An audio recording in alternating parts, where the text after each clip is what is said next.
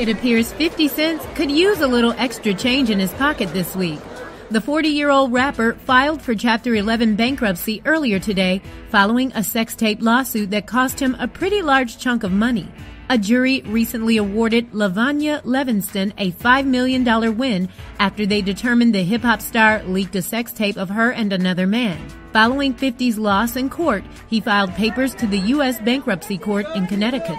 According to legal documents obtained by E! News, 50's real name, Curtis Jackson, says his assets are valued between $10 million and $50 million, but his liabilities are also between the same range.